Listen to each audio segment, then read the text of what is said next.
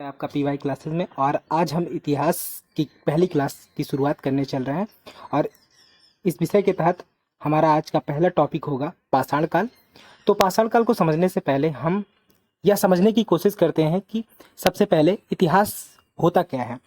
तो अगर इतिहास की एक सामान्य परिभाषा देने की बात की जाए तो इतिहास वह विषय है जो अतीत की घटनाओं का क्रमबद्ध अध्ययन करता है। एक सामान्य परिभाषा ये कहीं पूछी नहीं जाएगी, लेकिन आपको याद रखने के लिए क्योंकि विषय शुरू हो रहा है तो आपको यह जानकारी आवश्यक है कि इसकी एक सामान्य परिभाषा होती क्या है, ताकि आप किसी को भी बता सकें। दूसरी चीज हम ये समझेंगे इतिहास विषय के तहत कि इसके जनक कौन है। तो इसके जनक हेरोडोटस हैं। इनकी एक पुस्तक थी हिस्टोरिका। और सबसे पहले इस हिस्टोरिका पुस्तक के तहत ही हमें एक क्रमबद्ध अध्ययन की जानकारी मिलती है। और तो एक ट्रिक से आप इसको याद रख सकते हैं कि जनक कौन है। तो एच से ही हिस्ट्री होती है और एच से ही हेरोडोटस होता है और एच से ही इनकी पुस्तक का नाम है हिस्टोरिका। ठीक है, तो आशा करते हैं कि आपको इतिहास के विषय में एक सामान्य सी जानकारी, अगर आप किसी को बताना चाहें कि इतिहास होता क्या है तो आप बता सकें। ठीक है, आगे बढ़ते हैं और यह देखते हैं कि इतिहास को और किस तरीके से पढ़ने की कोशिश की गई।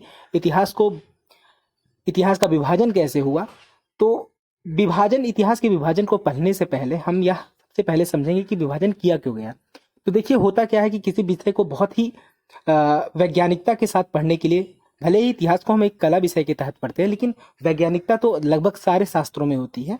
तो और होता क्या है कि अगर आप किसी भी विषय को अगर क्रमबद्ध नहीं पढ़ेंगे तो बड़ी समस्याएं आती हैं। जानकारियों का बहुत ही ज़्यादा आपस में मेल मिलाप हो सकता है और जिसकी वजह से बहुत ही ज़्यादा कन्फ्यूज़न हो जाएगा। तो इसलिए इतिहास का विभाजन इसलिए किया गया ताकि हम घटनाओं को क्रमबद्ध तरीके से पढ़ सकें और उनके बारे में इतिहास से भविष्य के लिए कुछ सीख सकें। क्योंकि इतिहास कहा जाता है कि इतिहास जो होता है वो हमें भविष्य में क्या नहीं करना है ये बताता है, या क्या करना है ये बताता है। तो दोनों सीख हम क्या है इतिहास से लेते हैं। इसलिए इतिहास को हम क्रमबद्ध तरीके से पढ़ने का प्रयास करते हैं। तो चलिए पहले हम इतिहास को देखते हैं कि इतिहास को बांटा कैसे गया।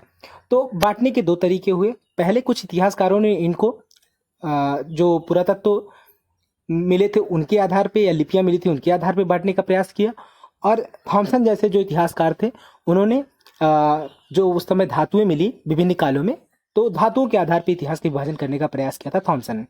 ये क्वेश्चन पूछा भी जाता है कि कोपेनहेगन संग्रहालय की वस्तुओं के आधार पे किसने इतिहास को बांटा था, तो वो थॉमसन थे। ये क्वेश्चन कई बार पूछा गया है, तो आप इसको याद रखिएगा। तो पहला विभाजन हम देखते हैं जो लिपियों और जो पुरातत्व थे उनके आधार पे जो विभाजन हुआ था इतिहास का, तो उसको हम पढ़ते हैं और उसको समझने की कोशिश करते हैं। ठीक है, तो प्राक ऐतिहासिक पहला विभाजन हुआ था इतिहास का, प्राक ऐतिहासिक। दूसरा आद्य ऐतिहासिक, तीसरा ऐतिहासिक काल। तो इनमें हम सबसे पहले समझेंगे कि प्राक-ऐतिहासिक काल होता क्या है। तो पुरातत्व साक्ष्य तो लगभग हमें हर काल के प्राप्त हो गए हैं। प्राक-ऐतिहासिक काल के भी मिले हैं, आद्य ऐतिहासिक काल के भी मिले हैं, ऐतिहासिक काल के भी मिले हैं। लेकिन जब हम बात करते हैं प्राक-ऐतिहासिक काल की, तो प्राक-ऐतिहासिक काल में क्या हुआ कि पुरातत्व तो मिला, लिखित साक्ष्य कोई नहीं मिले। फिर जब हम बात करते हैं आद्य ऐतिहासिक की, तो यहाँ पुरातत्व तो प्राप्त होते हैं और इनके साथ ही जो यहाँ लिखित साक्ष्य भी प्राप्त होते हैं, लेकिन उन लिखित साक्ष्यों को पढ़ा नहीं जा सका। ये सबसे मुख्य, अगर आद्य ऐतिहासिक काल की परिभाषा देने की बात की जाए तो या इसकी परिभाषा कह सकते हैं। और ऐतिहासिक काल की परिभाषा की बात की जाए तो यहाँ पुरातत्व प्राप्त हुए, लेकिन यहाँ पे लिखित साक्ष्य भी मिले और उन्हें पढ़ा भी जा सका। तो मुख्यतः हम इतिहास में जब पढ़ते हैं तो हम तीनों विषयों को पढ़ते हैं। प्राक ऐतिहासिक काल को भी पढ़ते हैं, आद्य ऐतिहासिक को भी पढ़ते हैं, ऐतिहासिक को भी पढ़ते हैं। और प्राक ऐतिहासिक काल का ज़्यादातर हम पार्ट जो होता है वो भूगोल के तहत पढ़ते हैं। आद्य ऐतिहासिक काल को हम बहुत ही व्यापक तरीके से इस क्लास में, जो हम आगे क्लास लाएंगे उसमें आपको कवर करेंगे और बहुत ही अच्छे तरीके से आपको समझाने का प्रयास करेंगे। तो आगे देखते हैं कि प्राक ऐतिहासिक काल में कौन कौन सा काल आता है। तो पाषाण युग आता है, महापाषाण काल आता है। तो पाषाण युग, आप ये उस समय क्या हुआ था, हमें पुरातत्व तो मिल जाते हैं, पाषाण कालीन हमें पुरातत्व तो मिल जाते हैं, लेकिन वहाँ का कोई लिखित साक्ष्य नहीं मिल जाता कि आदि मानव कैसे रहते थे। इन सब के बारे में हम केवल अनुमान ही लगा सकते हैं। बात आती है जब आद्य ऐतिहासिक काल की, तो आद्य ऐतिहासिक काल में हमको लिखित साक्ष्य तो प्राप्त हो जाते हैं, लेकिन इस कालखंड में हम दो कुछ सभ्यताओं को रखते हैं, जैसे हड़प्पा सभ्यता और ताम्र पाषाणी संस्कृति। इन दोनों को हम आदि ऐतिहासिक काल के तहत पढ़ेंगे। और तीसरे में ऐतिहासिक काल आता है, और ऐतिहासिक काल के तहत हम ऋग्वैदिक काल से शुरू करेंगे और आज तक के इतिहास को ऐतिहासिक काल के तहत पढ़ेंगे। तो मुख्यतः जो इतिहास पढ़ा जाता है वो ऋग्वैदिक काल से प्रारंभ करके हम ज़्यादातर इतिहास विषय के तहत ऐतिहासिक काल और आदि ऐतिहासिक काल दोनों को रखा जाता है। पूरा जो प्राक ऐतिहासिक काल है इसका ज़्यादातर जो पार्ट है वो भूगोल के विषय के तहत हम पढ़ते हैं। ठीक है, तो आगे बढ़ते हैं और देखते हैं कि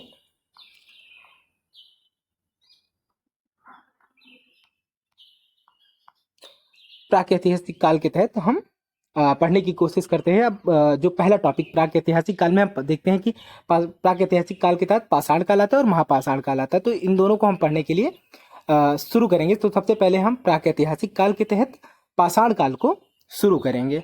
ठीक है, तो पाषाण काल का भी विभाजन जिस तरह के से हमने देखा है कि इतिहास का विभाजन 3 पार्ट में हुआ है, वैसे ही पाषाण काल का भी विभाजन जो हुआ वो 3 पार्ट में हुआ है। तो पाषाण काल को 3 भागों में बांटा गया।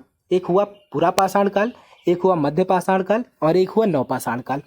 तो इन 3 पार्ट में पाषाण काल को बांटा गया और इनका समय काल याद रखना बहुत आवश्यक तो नहीं है, लेकिन एक मोटा मोटी एक जो वो गैप है आप याद करके रखिए कि कब से कब तक पूरा पाषाण काल था, कब से कब मध्य पाषाण काल था, कब से कब नवपाषाण काल था। तो पूरा पाषाण काल की बात की जाए तो 25 लाख ईसा पूर्व से 12,000 ईसा पूर्व ये माना जाता है, या 50 लाख यहाँ कैसे कह सकते हैं, 50 लाख ईसा पूर्व से 12,000 ईसा पूर्व तक। ठीक है, मध्य पाषाण काल की बात की जाए तो 12,000 ईसा पूर्व से 5,000 ईसा पूर्व तक मध्य पाषाण काल माना जाता है। और नवपाषाण काल की बात की जाए तो यह 5,000 ईसा पूर्व से अब तक के काल को नवपाषाण काल के तहत माना जाता है। इसके बाद हम पढ़ते हैं पूरा पाषाण काल। पूरा पाषाण काल जिसको सामान्यतः 50 ईसा पूर्व से 12,000 ईसा पूर्व तक माना जाता है। तो इसको हम सबसे पहले समझने की कोशिश करते हैं। तो पूरा पाषाण काल, क्योंकि सर्वप्रथम पृथ्वी पर उत्पत्ति के पश्चात प्रथम आदि मानव जन्म से पूरा पाषाण काल की शुरुआत की संकल्पना की गई है। तो ये माना जाता है कि पूरा पाषाण काल कब से शुरू हुआ, तो ये माना जाता है कि जब पहला आदि मानव आया होगा तब से लेकर जो 12,000 ईसा पूर्व है तब तक के समय को पूरा पाषाण काल के तहत रखा जाता है। तो अब सबसे पहले हम समझेंगे कि आदि मानव जो हुआ वो ये भी देख सकते हैं, एक छोटी सी जानकारी है जो आप रख सकते हैं कि आदि मानव आया कहाँ से या आदि मानव किसे कहते हैं। तो सबसे पहले शुरुआत में जब आदि मानव आए थे तो वो सामान्यतः माना जाता है कि अगर विश्व को देखें, विश्व के मैप को देखें तो पहला जो आदि मानव आया था ऑस्ट्रेलोपिथेकस जो जिसे कहते हैं, जिस आदि मानव को उसका नाम था, वो अफ्रीका में आया था। ठीक है, और उसके बाद फिर कुछ अन्य जगहों पर जो जावा मैन था या पेकिंग मानव था वो विभिन्न जगहों पर आया। एशिया में विभिन्न जगहों पर जावा मानव था, फिर यूरोप साइड में कुछ आदि मानव आए, सबके अलग अलग नाम थे। जहाँ से कभी कभी एक आध प्रश्न पूछ लेता है कि जो पूरा पाषाण काल में आदि मानव आए थे वो कहाँ कहाँ आए थे, और सबके अलग अलग नाम थे। जो अफ्रीका का आदि मानव था उसके अलग नाम थे, उस प्रजाति का अलग नाम था। जो एशिया के कुछ थे उनका, उन आदि मानवों का एक अलग प्रजाति थी, उनका एक अलग नाम था। वहाँ से कभी कभी एक प्रश्न बन जाता है, तो आप इसे नोट के तौर पर रख लीजिएगा। थोड़ा विषयोत्तर है लेकिन आप इसे याद रखने की कोशिश करिएगा। तो आदि मानव जो अफ्रीका में आए थे उनको ऑस्ट्रेलोपिथेकस कहा गया। नरवानर जो पूर्वी अफ्रीका में आए थे उन्हें जिंजनथ्रोपस कहा गया। और जावा में जावा मानव आए थे, चीन में पेकिंग मानव आए थे, जर्मनी में निएंडरथाल मानव आए थे। ये आदि मानव थे। ये आदि मानव मतलब पूरा पाषाण काल जब शुरू हुआ तो उस समय ऐसा नहीं कि आदमी एक ही जगह आया था, कई कई जगहों पे कुछ कुछ मनुष्य थे। विकास क्रम में हर जो हमारी पृथ्वी थी वहाँ विभिन्न जगहों पर अलग अलग तरह के अलग अलग स्वरूप के मानव जो वहाँ पे पैदा हुए थे, अलग अलग प्रजाति के मानव थे। तो इसको हम थोड़ा सा समझ लेते हैं। थोड़ा विषयोत्तर है लेकिन आप इसे याद रखिएगा, यहाँ से प्रश्न बन जाता है। निएंडरथाल मानव जो था वो जर्मनी से आता है। पिल्टडाउन मानव जो था वो इंग्लैंड में, वहाँ की प्रजाति जो रही वो इंग्लैंड से मिली। और क्रोमैग्नान मानव जो था वो फ्रांस में देखने को मिलता है। और होमोसेपियंस मानव जो थे वो पामीर के पठार के आसपास देखने को मिलते हैं। ठीक है, तो आगे बढ़ते हैं। पूरा पाषाण काल पे हम पुनः आते हैं। और देखते हैं कि तो वैज्ञानिकों ने भी यह माना है कि सर्वप्रथम आदिमानव अफ्रीका महाद्वीप में आए थे।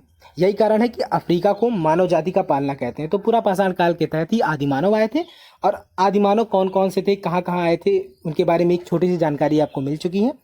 और पूरा पाषाण काल में ही आदिमानव जब से शुरू हुए, तो तभी से आदिमानव जब इस पृथ्वी पे आए उस काल को पूरा पाषाण काल कहा गया। और पहले आदिमानव से लेकर 12,000 ईसा पूर्व तक के जो काल थे उसी को पूरा पाषाण काल कहा गया। तो पूरा पाषाण काल संबंधित कुछ महत्वपूर्ण तथ्य जो हमें याद रखने होंगे। ठीक है, तो हम देखते हैं कि इस काल में आदिमानव खानाबदोश थे तथा खाद्य संग्राहक थे। तो खानाबदोश का मतलब हुआ ये होता है कि जो पूरा पाषाण काल था उस समय जो मानव था वो अस्थाई नहीं रहता था, वो खानाबदोश था। खाने के चक्कर में या खाना प्राप्त करने के लिए इधर से उधर वो घूमता रहता था। दूसरा, वो खाद्य संग्राहक था, मतलब फल फूल इकट्ठा करके रखता था और खाता था। तो इस कभी कभी पूछा जाता है कि पूरा पाषाण काल की जो विशेषता है, तो उस विशेषता में यहाँ के जो मानव थे इस समय के, वो खानाबदोश थे और खाद्य संग्राहक थे, ये प्रमुख है। इसके बाद दूसरा देखते हैं कि इस समय जो मानव थे वो आखेट करते थे, वो शिकार करते थे। इसी काल में आग की खोज मानी जाती है, पूरा पाषाण काल में ही आग की खोज मानी जाती है। एक अच्छा प्रश्न है यहाँ से बनता है कि किस काल में आग की खोज की गई थी, तो वो आपका पूरा पाषाण काल में माना जाता है। इस समय बड़े आकार के कम नुकीले पत्थर का हथियारों का प्रयोग करते थे। इस समय का जो मानव था वो हथियार प्रयोग करता था, वो पत्थरों का होता था, लेकिन वो उनको बहुत ज़्यादा उनपे उसका जो उसकी तराश, जैसे हीरे तराशे जाते हैं, तो उस तरह का कुछ तराशने वाला सिस्टम नहीं था इनका। ये क्या करते थे, जैसा पत्थर मिलता था उसी को हथियार के लिए यूज कर लेते थे, चाहे नुकीला हो चाहे ना नुकीला हो, चाहे जैसा हो, उसको वो हथियार के तौर पे यूज कर लेते थे। और एक प्रश्न यहाँ पे फिर और बनता है, वो इम्पोर्टेंट है कि पूरा पाषाण काल में सबसे पहले कुत्ते को पालतू बनाया गया। तो क्वेश्चन बन सकता है कि सबसे पहले किस काल में कुत्ते को पालतू बनाया गया, तो कुत्ते को पालतू पूरा पाषाण काल में बनाया गया। और सबसे लास्ट इसकी विशेषता, इस संबंधित पूरा पाषाण काल संबंधित जो महत्वपूर्ण तथ्य है कि इस समय सौंदर्य प्रसाधन संबंधी साधनों का प्रयोग होने लगा था। मतलब सजने संवरने की जो महिलाएं आमतौर पर प्रयोग करती हैं, ऐसी वस्तुओं का प्रयोग होना शुरू हो गया था। आगे देखते हैं, पूरा पाषाण काल का भी विभाजन किया गया। हम देखते हैं कि पूरा पाषाण काल को भी जिस तरह से इतिहास को 3 भागों में बांटा गया, आद्य ऐतिहासिक और प्राक ऐतिहासिक, आद्य ऐतिहासिक और ऐतिहासिक। उसके बाद हम देखते हैं कि पाषाण काल को भी 3 भागों में बांटा गया, पूरा पाषाण, मध्य पाषाण, नवपाषाण, और फिर उसमें से पूरा पाषाण को भी 3 भागों में बांटा गया। तो हम जो 50 लाख से या 5 लाख ईसा पूर्व से 50,000 ईसा पूर्व तक जो था, उसके उस भाग को जो कहा गया वो निम्न पूरा पाषाण काल कहा गया।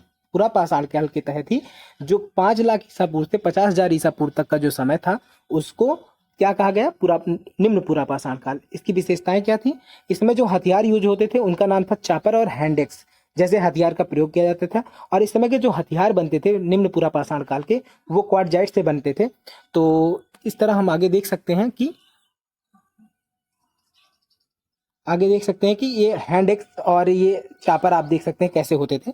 मैंने यहाँ पे फोटो भी लगाई है, आप देख सकते हैं। ये पूरा निम्न पूरा पाषाण काल के हथियार ऐसे होते थे, और ये आपके निम्न पूरा पाषाण काल के ये हथियार थे, आप इनको देख सकते हैं। दूसरा देखते हैं, पूरा पाषाण काल को जो था, दूसरा भाग था जो पूरा पाषाण काल का, वो था मध्य पूरा पाषाण काल। ये काल 50,000 ईसा पूर्व से 40,000 ईसा पूर्व तक था। तो निम्न पूरा पाषाण काल जो था वो 5 लाख ईसा पूर्व से 50,000 ईसा पूर्व तक था, और मध्य पूरा पाषाण काल जो था वो 50,000 ईसा पूर्व से 40,000 ईसा पूर्व तक था। इस काल को फलक, जो मध्य पूरा पाषाण काल था, इसको फलक संस्कृति भी कहते थे, क्योंकि इस समय फलक उपकरण प्रधानता में मिलते थे। फलक उपकरण का मतलब क्या होता था, सबसे पहले आप जान लीजिए। मुख्य पत्थर को तोड़कर बने पत्थर, जैसे पहले क्या होता था, निम्न पूरा पाषाण काल में एक जो पत्थर मिलता था उसको ही हथियार के तौर पे यूज कर लेते थे। लेकिन मध्य पूरा पाषाण काल में क्या था कि आदमी को ये हुआ कि नहीं, इस चीज को थोड़ा जितना भी निकूला बनाया जाए वो उतना भी ज्यादा अच्छा हथियार होगा, तो वो बड़े से पत्थर को भी कई पार्ट में बांट लेता था। तो इसी को फलक उपकरण कहते थे। तो आशा करते हैं कि आप समझे होंगे। तो इस मध्य पूरा पाषाण काल में भी तोड़े हुए पत्थरों का जो हथियार बना होता था उसका बहुत ही ज्यादा प्रयोग होता था, तो इसलिए इस काल को फलक संस्कृति भी कहते हैं। इस कालखंड को सल्क संस्कृति भी कहते हैं। क्या होता था कि पत्थर की पतली पपड़ी से बने हथियार भी इस समय प्रयोग होते थे। तो ये देख सकते हैं, और आप इससे संबंधित आप देख सकते हैं कि इस समय के जो हथियार थे निम्न मध्य पूरा पाषाण काल के हथियार जो थे वो कैसे होते थे। तो ये ऐसे होते थे, पतली सी, देखिए कितने नुकीले होने लगे थे। तो ये अंतर आपको मिल जाएगा निम्न पुरा पाषाण के हथियारों से और मध्य पुरा पाषाण काल के हथियारों में। ठीक है, आगे बढ़ते हैं। हम देखते हैं कि अगला जो विभाजन किया गया पुरा पाषाण काल का वो था उच्च पुरा पाषाण काल, जिसको 40,000 ईसा पूर्व से 10,000 ईसा पूर्व तक माना जाता है। इस समय धारदार हथियारों का प्रयोग होने लगा था, चकमक उद्योग का उदय हो चुका था और होमोसेपियंस का उदय। तो धारदार हथियार मतलब पहले जो हमारा मानव था, आदि मानव था, वो बड़े से हथियारों का प्रयोग करता था। तो जिस अवस्था में उनको पाषाण मिलता था, जो पत्थर मिलता था, उसको हथियार के तौर पर यूज कर लेते थे। फिर उसके बाद हम निम्न पुरा पाषाण काल में देखते हैं कि हथियार थोड़े से नुकीले होने लगे, और उच्च पुरा पाषाण काल में चकमक उद्योगों मतलब हथियारों को और ज्यादा नुकीला बनाने का उद्योग शुरू हो गया था, तो उसी को चकमक उद्योग कहा गया। तो इस समय के हथियार देखिए कितने नुकीले होने लगे थे, काफी नुकीले होने थे। ये जो है उच्च पुरा पाषाण काल के हथियार है, आप इनको देख सकते हैं। आगे बढ़ते हैं। कुछ प्रमुख पुरा पाषाण कालीन स्थल हम इनको देख सकते हैं, यहाँ से भी क्वेश्चन कभी कभी बन जाता है। तो पुरा पाषाण कालीन, अगर प्रमुख पुरा पाषाण कालीन स्थल, पुरा पाषाण काल आप जान रहे हैं कब से है, 5 लाख ईसा पूर्व से 12,000 या 10,000 ईसा पूर्व तक के समय को माना जाता है। प्रमुख ये पुरा पाषाण काल माना जाता है। तो इस समय के प्रमुख स्थल जो हमको दिखते हैं, इलाहाबाद और मिर्जापुर के आसपास से एक लोहदा नाला मिलता है जहाँ पे पशुओं के अवशेष मिले थे। भीमबेटका की गुफा जो है ये भी पुरा पाषाण काल की है, जहाँ पे चित्रकारी के हमें कई बार साक्ष्य मिलते हैं, गुफा चित्रकारी के। इसके साथ ही साथ हम देखते हैं कि एक पुरा पाषाण काल में आदमगढ़ नहीं, पूरा आदमगढ़ जो था ये मध्य पाषाण काल का था, यहाँ पे पशुपालन के साक्ष्य मिले। तो ये पूरा पाषाण काल में नहीं था, ये मध्य पाषाण काल का एक पशुपालन के जो साक्ष्य मिले हैं ऐसा स्थल था। ये पल्लवरम है, ये एक जगह है जो मद्रास में है, आधुनिक आंध्र प्रदेश में। यहाँ पर रॉबर्ट ब्रूस फुट जो थे, एक भूवैज्ञानिक थे, भूगोलवेत्ता और एक भूगोलवेत्ता भी थे। इन्होंने एक यहाँ पे हैंडेक्स प्राप्त किया था, जो हैंडेक्स कहाँ का, ये पूरा पाषाण काल से संबंधित जो होता था, निम्न पुरा पाषाण काल से संबंधित एक आपका हथियार था, जो रॉबर्ट ब्रूस फुट को पल्लवरम में मिला था। ठीक है, और इसके साथ ही बेलन घाटी, सोहन घाटी, ये जो थी बेलन घाटी जो थी ये मिर्जापुर के आसपास है, सोहन घाटी पंजाब में है। तो ये जो दो घाटियां हैं ये भी पुरा पाषाण काल की स्थल मानी जाती हैं। इसके साथ ही अन्य पुरा पाषाण काल स्थलों में अगर बात किया जाए तो नेवासा और चिरकी, ये महाराष्ट्र के दो स्थल है। कभी कभी क्वेश्चन पूछ लेता है कि निम्नलिखित पुरा पाषाण कालीन स्थल कहाँ पे है। जैसे नेवासा की बात की जाए या चरकी की बात की जाए तो ये महाराष्ट्र में मिले हैं, और यहाँ से पूरा पाषाण कालीन कुल्हाड़ी प्राप्त हुई है। तो ठीक है, आप इन्हें याद रखिएगा, और आशा करते हैं कि आपको पूरा पाषाण काल अच्छे से समझ में आया होगा। आगे बढ़ते हैं और देखते हैं मध्य पाषाण काल। मध्य पाषाण काल की बात की जाए तो इसका समयावधि मानी जाती 10,000 ईसा पूर्व से 4,000 ईसा पूर्व। सर्वप्रथम मध्य पाषाण काल की जानकारी CL कार्लाइल ने दी थी, और विंध्य क्षेत्र में उन्होंने कुछ मध्य पाषाण कालिक उपकरण प्राप्त किए थे, और उन्होंने बताया कि ये मध्य पाषाण काल के हैं। इस समय क्या होने लगा था कि आपने देखा था कि उच्च पुरा पाषाण काल के आते आते हथियार बहुत ज़्यादा नुकीले होने लगे थे।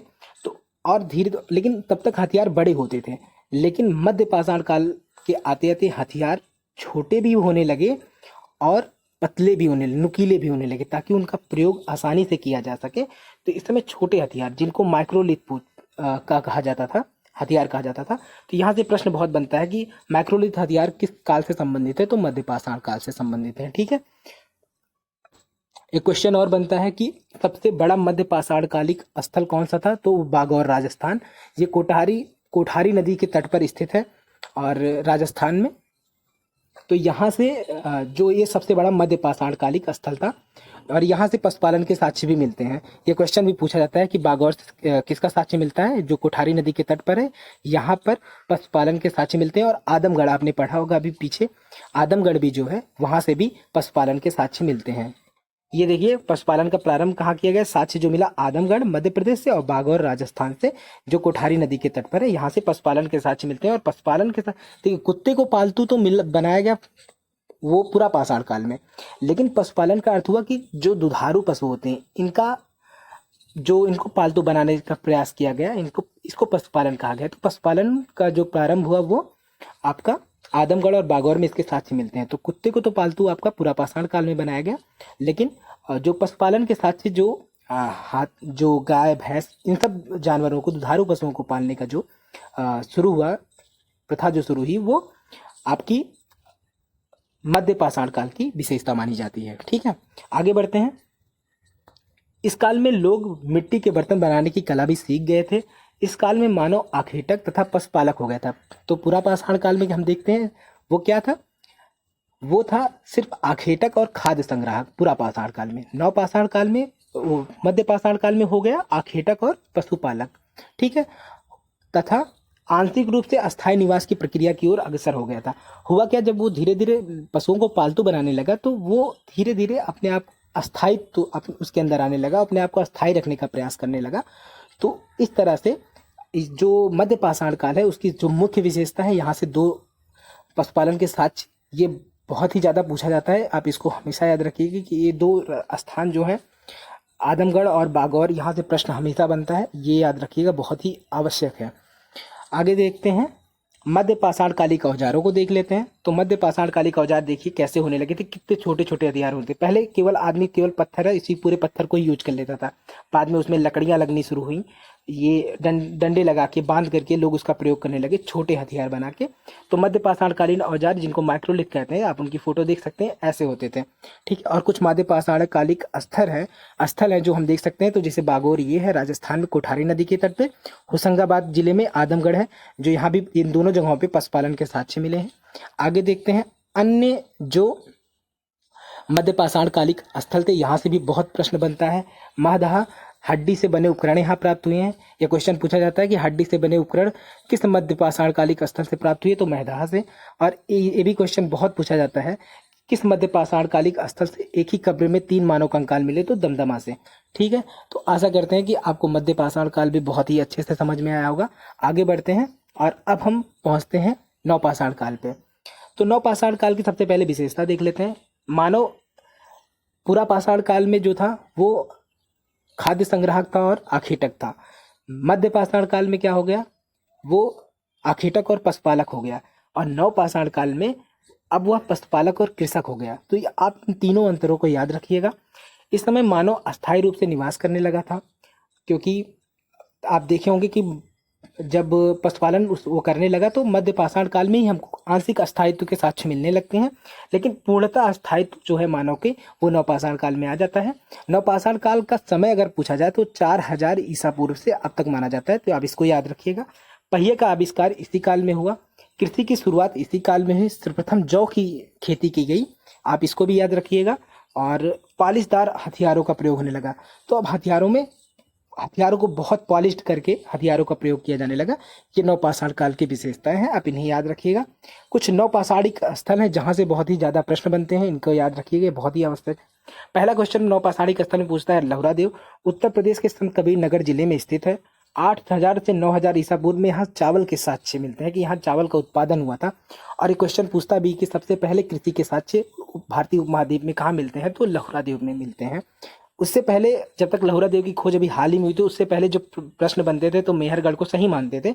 लेकिन अब आज का समय चल रहा है और इस समय में अगर कोई प्रश्न आता है तो वहाँ लहुरा देव अगर ऑप्शन में है, तो लहुरा देव सबसे पहले कृषि साक्ष्य भारतीय उपमहाद्वीप में यहाँ मिले हैं। उसके बाद फिर ये कहा जा सकता है कि लहुरा देव जो है संत कबीर नगर जिले में है। 8000 से 9000 ईसा पूर्व चावल के साक्ष्य यहाँ मिले, अतः प्राचीनतम कृषि साक्ष्य यहीं से प्राप्त होते हैं। ठीक है, तो अगला क्वेश्चन देखते हैं मेहरगढ़। अगला जो नवपाषाणिक स्थल है वो मेहरगढ़ है। तो मेहरगढ़ जो हुई ये भी बहुत अच्छा, बहुत ही यहाँ से प्रश्न बनते हैं, बहुत अच्छे प्रश्न बनते हैं कि पाकिस्तान के बलूचिस्तान में यह स्थित है। ये भी पूछ सकता है कि कहाँ स्थित है, तो आप इसे याद रखिएगा। सर्वप्रथम अस्थायी जीवन का साक्ष्य कहाँ प्राप्त हुआ, वो भी मेहरगढ़ में प्राप्त हुआ। और तीसरा, इससे एक इम्पॉर्टेंट फैक्ट ये है कि दूसरा सबसे प्राचीनतम कृषि साक्ष्य वाला क्षेत्र है। तो पहला लहुरा देव सबसे प्राचीनतम कृषि, दूसरा मेहरगढ़ में मिलता है। 7000 ईसा पूर्व के आसपास यहाँ कृषि के साक्ष्य देखने को मिलते हैं। फिर देखते हैं बुरझोम। बुरझोम ये भी एक नवपाषाणिक स्थल है, यहाँ कर्तावास के साक्ष्य मिलते हैं। ये क्वेश्चन पूछा जाता है कि किस नौपाषाणिक स्थल से गर्तावास के साक्ष्य मिलते हैं, तो बुर्जहोम। और ये क्वेश्चन भी पूछते हैं कि कुत्ते की तरह मानव का एक साथ समाधान कहाँ पे, किस नौपाषाणिक स्थल में देखा गया, तो बुर्जहोम में देखा गया। ये कश्मीर में स्थित है, ठीक है। आगे एक नौपाषाणिक स्थल जो इम्पोर्टेंट है उसको भी याद कर लीजिए, संगनकल्लू। ये भी आपका कर्नाटक में स्थित है, यहाँ राख का टीला मिला था। तो ये क्वेश्चन भी पूछा गया है कि संगनकल्लू में नौपाषाणिक स्थल है और यहाँ पे किसके साक्ष्य मिले हैं, तो राख के टीले के साक्ष्य मिले हैं, ठीक है। आगे बढ़ते हैं, आगे देखते हैं कुछ नौपाषाणिक स्थल है, जैसे ये बुर्जहोम हो गया, मेहरगढ़ हो गया, कोलडीहवा हो गए, चिरांद हो गया। चिरांद जो है यह बहुत हड्डियों के साक्ष्य बहुत ज़्यादा मिले, बिहार में है, ठीक है। आगे देखते हैं, और ये कुछ नौपाषाणिक हथियार हैं जिनको आप देख सकते हैं, कुल्हाड़ी है। इन सब चीज़ों को देख लीजिए। आपको जो इसका पीडीएफ है वो आपको मिल जाएगा डिस्क्रिप्शन में, आप वहाँ से ले लीजिएगा। ये नौपाषाणिक जो मिट्टी के बर्तन हैं आप इनको देख सकते हैं, औजार उनके उपकरण देख सकते हैं। एक अन्य महत्वपूर्ण बिंदु है जो आप जहाँ से प्रश्न बहुत बनता है, पुरापाषाण काल की एक गुफा थी भीमबेटका की गुफा, जो अब्दुल्लागंज रायसेन जिले में है, आपके मध्य प्रदेश के। यहाँ पे इस जिले में यहाँ पे शैलकृत गुफा चित्रकला के साक्ष्य मिलते हैं, इसलिए यह जो गुफा है यह बहुत ही महत्वपूर्ण पुरापाषाणकालीन स्थल है। आप इसके बारे में भी जानकारी रखिएगा। ये इसकी आप देख लीजिए इस गुफा के बारे में। गुफा का एक चित्र आपके पास ये देख सकते हैं, ऐसी है गुफा। और यहाँ पे चित्रकारी जो हुई है वो आप इसको भी देख सकते हैं। ये कुछ इस तरह की चित्रकारी के साथ यहाँ पे मिले हैं, जो सामान्यतः लोग मनोरंजन के पुरापाषाण काल में मनोरंजन के तौर पे इसको यूज करते रहे होंगे, ठीक है। तो ये क्लास खत्म हुई और आशा करते हैं कि आप हमारी क्लास को बहुत अच्छे से समझे होंगे। और मैं आगे इसका जो अगला विषय है सैंधव सभ्यता, वो इसके बाद पढ़ना है, और कुछ और सभ्यताएं हैं उनको पढ़नी है, तो मैं उनको बेहतर ढंग से प्रयास करूंगा कि आप लोगों के सामने लाऊं। और थैंक यू। जय हिंद, जय भारत।